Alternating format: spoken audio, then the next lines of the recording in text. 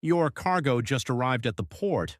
The ship docked at 6 a.m., the containers are being offloaded, and somewhere in that stack is your shipment, the one you ordered 3 months ago, the one that has been crossing an ocean for the past 4 weeks, the one your clients are waiting for.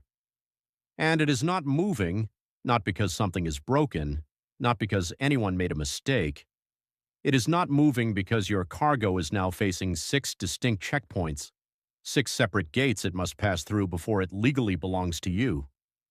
Most importers know one of these gates, some know two. Almost no one understands all 6, what they are, what can go wrong at each one, and what the specific financial consequences are when something does go wrong.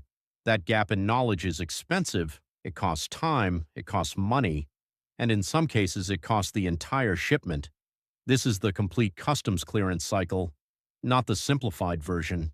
The actual system, the one that processes trillions of dollars in goods every year, that employs tens of thousands of specialists, and that most businesses treat as a black box until something goes wrong. 6 steps. Let's go through every one. Before we walk through the 6 steps, it is worth understanding why this system exists at all. Customs clearance is not a modern invention. The word customs traces back to the Latin consuetudo, meaning habit or practice, and reflects the ancient tradition of rulers collecting tolls on goods crossing their territories. Rome had it, medieval Europe had it. The Ottoman Empire built much of its revenue on it. But the modern customs system, the one operating at ports and airports today, is fundamentally different from its historical predecessors. It is not just about collecting revenue, it is about 4 things simultaneously: fiscal control, security, public health, and trade statistics. Every government needs to know what is entering its territory, who is sending it, where it came from, and whether it meets safety standards. A container carrying toys for children must prove those toys do not contain lead. A shipment of pharmaceuticals must show they were manufactured under approved conditions. Agricultural products must arrive free of pests that could devastate local crops. Customs clearance is the process through which all of this is verified, simultaneously at scale across millions of shipments every year. And the challenge is immense. The Port of Rotterdam processes over 14 million containers annually. The Port of Shanghai handles more than 40 million. At those volumes, customs cannot inspect everything. It cannot review every document manually. It cannot physically open every container. So the system evolved. It became smarter, more targeted, more reliant on data, and in doing so, it became more complex. What exists today is a 6-stage process built around risk management. The goal is not to stop trade. The goal is to stop the wrong trade, quickly enough that the right trade keeps moving. Here is how it works.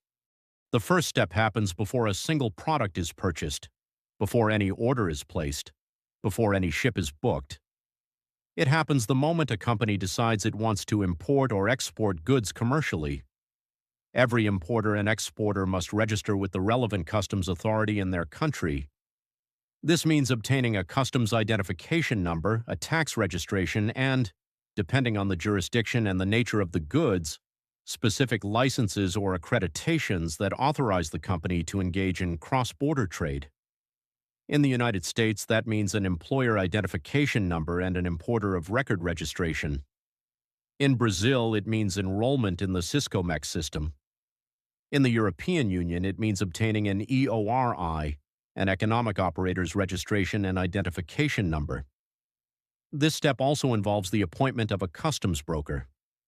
In many countries, the importer or exporter cannot file customs declarations directly.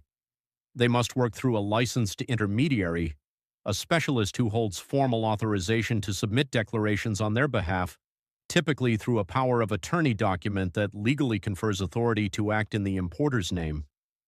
That document, the power of attorney, is not a formality. It is the legal instrument that makes the entire subsequent process valid. Without it, every declaration filed on your behalf is legally void.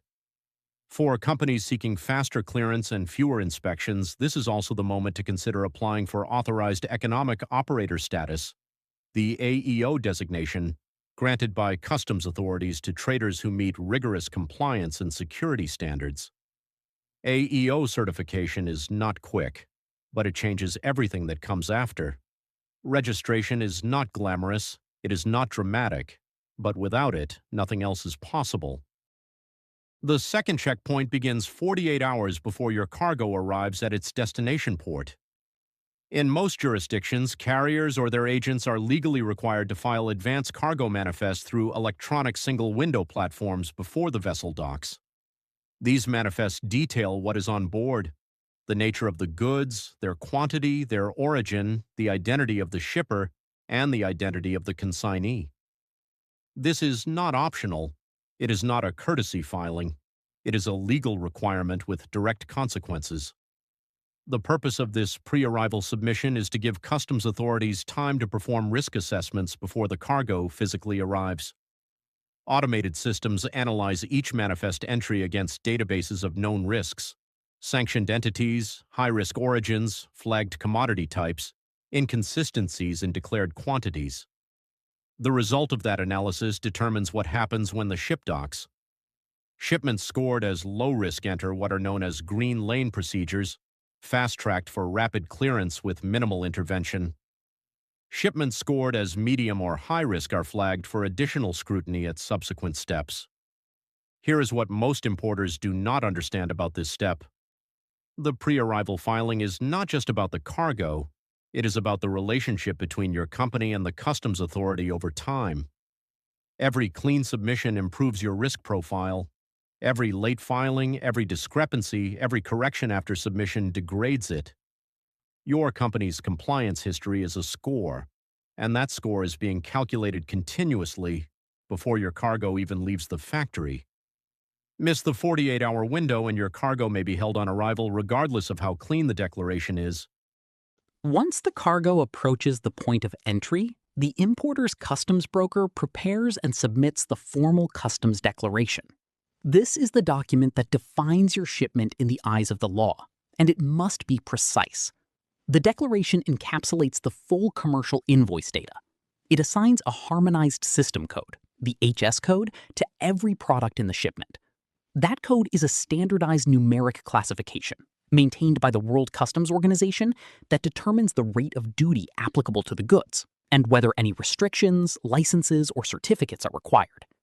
Misclassifying a product, even unintentionally, is not a minor administrative error. It triggers reassessment of duties owed. It attracts penalty multipliers that can double or triple the original duty calculation. In cases where misclassification appears intentional, it can result in seizure of goods, suspension of the importer's license, and criminal proceedings. The declaration also establishes the customs value of the goods, the dutiable base upon which taxes and fees are calculated. Under WTO rules, the starting point is always the transaction value, the price actually paid or payable for the goods. To that price, specific additions are made: freight, insurance, certain commissions, and the total becomes the number from which duties are calculated. Any discrepancy between the declared value and the price visible on the commercial invoice triggers a valuation query. Customs administrations compare declared values against benchmark databases. Anomalies attract audits. The declaration, once submitted electronically, links automatically with payment and licensing modules to verify that all prerequisites are in place. It is not a form. It is a legal statement. This is the step most importers never see, and the one that controls everything that follows. Upon receipt of the customs declaration, automated systems apply what are known as selectivity criteria to score the submission. Every declaration receives a risk score based on parameters that include country of origin, commodity type, the declared value relative to benchmarks, the reputation of the exporter and importer, the history of the customs broker, and any active alerts for sanctions, anti-dumping measures, or security flags. The result of that scoring places the shipment into one of three channels. The green lane. The shipment is released immediately, with no further intervention. This is where AEO-certified traders spend most of their time. The yellow lane. A documentary check is required. Customs officers review the submitted paperwork in detail before release is authorized. The red lane. a physical inspection is required. The cargo is moved to an examination area where officers open containers, verify quantities, and confirm that the goods match their declarations. Here is what the algorithm cannot be argued with. It is not a human decision. There is no phone call to make, no relationship to leverage. The score is the score. What you can influence is the inputs to that score: your company's compliance history, your broker's track record, the consistency and accuracy of every declaration filed on your behalf over months and years. Risk profiling is not random. It is a system that rewards discipline and penalizes inconsistency every single time. If your shipment enters the yellow or red lane, the inspection process begins. For a documentary check, customs officers examine the submitted paperwork in detail. They verify the legitimacy of certificates, phytosanitary licenses, certificates of origin, compliance declarations. They review the appropriateness of the HS classification. They check the consistency of the valuation information against known benchmarks. If they find discrepancies, they issue what is called a pre-release query. The importer's broker typically has 5 to 10 working days to respond with clarifying documentation. Failure to respond adequately within that window moves the shipment to formal detention. For a physical inspection, the process is more direct. The cargo is moved to an examination area. Customs officers open containers, count units, weigh packages, and compare the physical reality of the goods against what was declared. They may use X-ray scanners, gamma-ray equipment, or canine units, depending on the nature of the risk flag. The importer must schedule the physical inspection within 24 hours of notification. Any delay beyond that is treated as non-cooperation, and non-cooperation is itself an aggravating circumstance in any subsequent penalty assessment. If the physical inspection reveals goods that match the declaration precisely, the shipment proceeds to step 6. If it reveals discrepancies, goods that do not match their descriptions, quantities that do not match their declarations, prohibited items concealed within legitimate cargo, the consequences escalate rapidly. Seizure, formal criminal referral, suspension of the importer's registration. Inspection is where the system has zero tolerance for deviation. The 6th step is the one everyone is waiting for, but it is not automatic. Once the customs declaration has passed risk profiling and any required inspections, the system calculates the duties and taxes owed. That calculation is based on the declared customs value, multiplied by the applicable tariff rate, which may be reduced if the goods qualify for preferential treatment under a free trade agreement or a special customs regime. The importer must arrange payment before release is authorized. In regimes without deferred payment privileges, this means settling the full fiscal liability before the cargo moves an inch. A single day's delay triggers interest charges at penal rates. Importers who have qualified as AEO operators or who operate bonded warehouses may benefit from deferred payment terms, but those privileges are themselves subject to annual renewal and periodic review. Once payment is confirmed, Customs issues a formal release order. That order instructs the carrier or bonded warehouse to deliver the goods to the importer's premises. At that moment, and only at that moment, the cargo legally belongs to you. But the process does not end there. Post-clearance audits can be conducted up to 5 years after the original declaration was filed.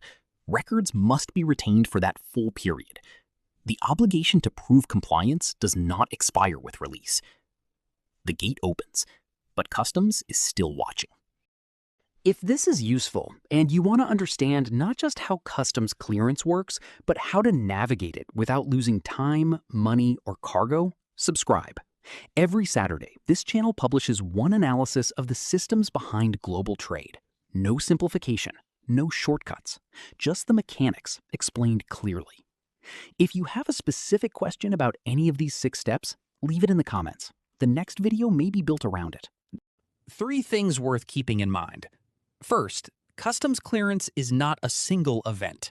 It is a relationship. Every interaction your company has with customs, every declaration filed, every query answered, every audit completed, feeds into a compliance record that shapes how future shipments are treated. Companies that invest in accurate classification, consistent valuation, and proactive documentation do not experience customs as a bottleneck. They experience it as a fast lane. Companies that treat customs as an afterthought, that hand declarations to brokers at the last moment, that use incorrect HS codes to reduce duties, that fail to maintain proper records, experience it as a recurring crisis. The system is not arbitrary. It rewards discipline, consistently. Second, the real cost of customs delays is never just the storage fee. When cargo is held, whether it's step 2 for a missing manifest, at step 3 for a classification error, or at step 5 for a physical inspection, the financial damage is visible and immediate. Demurrage charges, warehouse fees, insurance extensions, but the invisible cost is the one that compounds. Client commitments missed, production lines stopped, contracts forfeited, reputations damaged.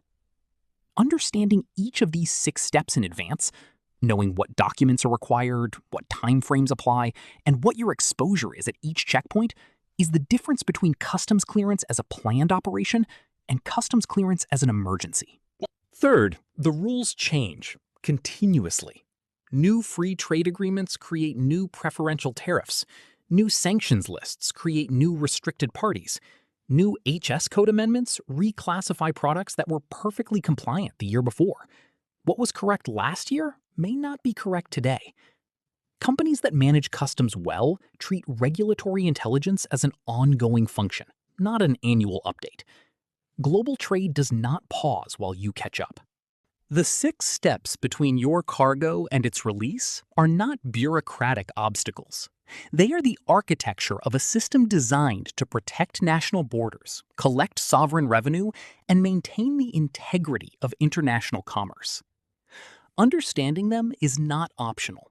For any company that moves goods across borders, it is the foundation of everything else.